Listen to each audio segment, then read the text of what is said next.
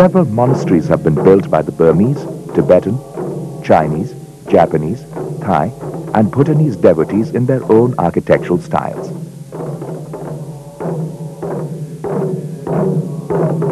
These monasteries have magnificent statues of the Lord.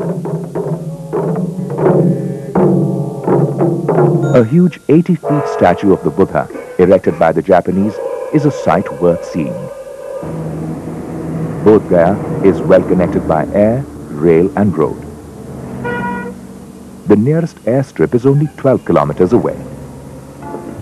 After spending a day at Bodh Gaya, one can visit Sujata, a little village sacred to the memory of the Lord.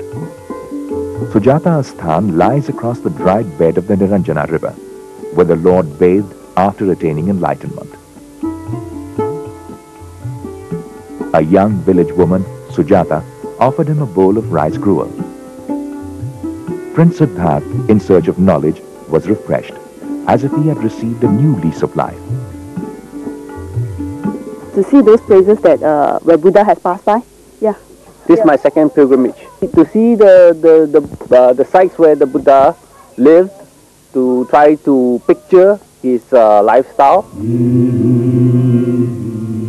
At the same end of the river are the Dungeshwari mountains.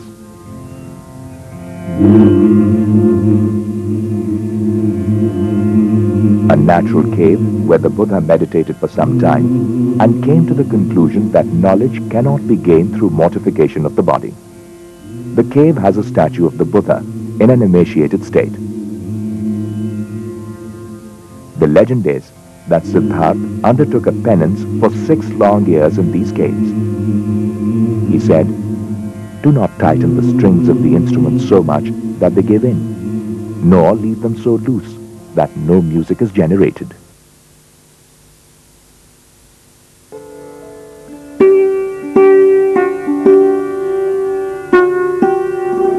On the highway junction between Bodh Gaya to Jahanabad lies the Barabar and Nagarjuni caves.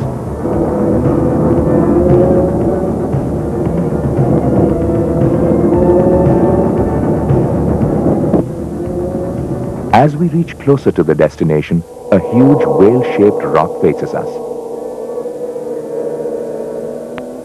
Believe it or not, these caves are the earliest specimens of Buddhist rock-cut caves. The interiors have been chiseled to a wonderful finish. They speak highly of the skill of the Indian builders of the 3rd century BC. The Sudama cave dates back to 257 BC. This is different from others. It has a circular hall and hemispherical dome.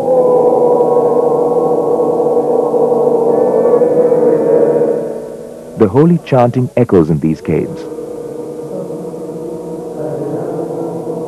These caves were excavated by Emperor Ashoka in his reign. They bear an inscription to show that it was donated by him for the use of monks. The Lomas Rishi cave was left unfinished.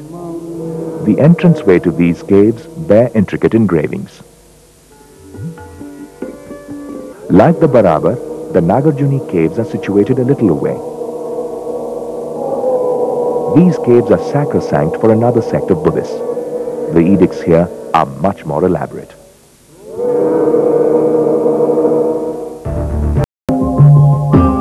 Griddakut, or Vulture's Peak, is famous in Buddhist history as the place where the Buddha set in motion his second wheel of law.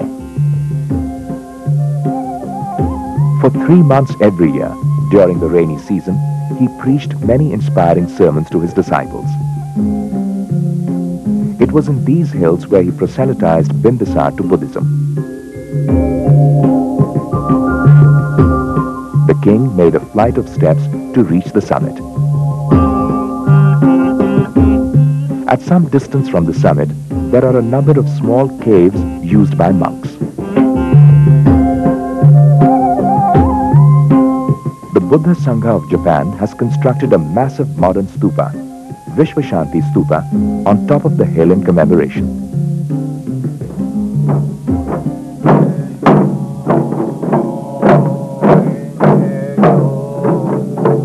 Every year on 25th October, a special ritual takes place here.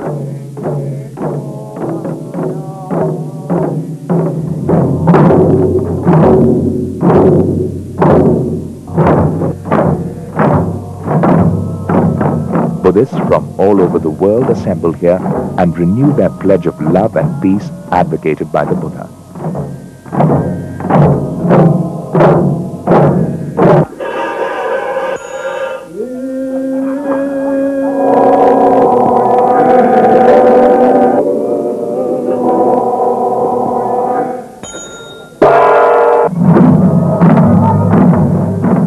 A 7-kilometer bridge path leads up the hill, but it is much more fun to take the aerial chairlift.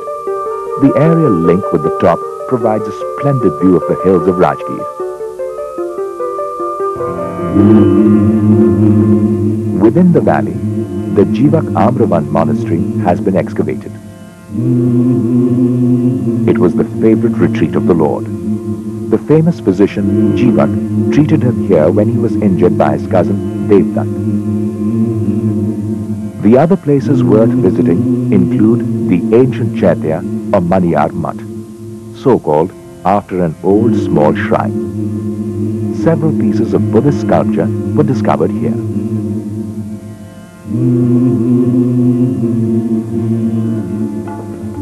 Bimbisar had presented a monastery, the Venuvan Vihar, to Lord Buddha for his residence at Rajgir. This was his first offering to the master. Two rather strange cave chambers hollowed out of a single massive rock are the Swarn Bhandar caves. The doorway of the cave leads to King Bimbisar's treasury. Bimbisar's jail is the site chosen by the captive king from where he could see Lord Buddha climbing atop the Gridakut hills. A rectangular stone, sculpted by the forces of nature, appears to have been used as a watchtower. It later became the resort of pious hermits. Called the Pipala Cave, it is popularly known as the Jarasandh Ki Baithak.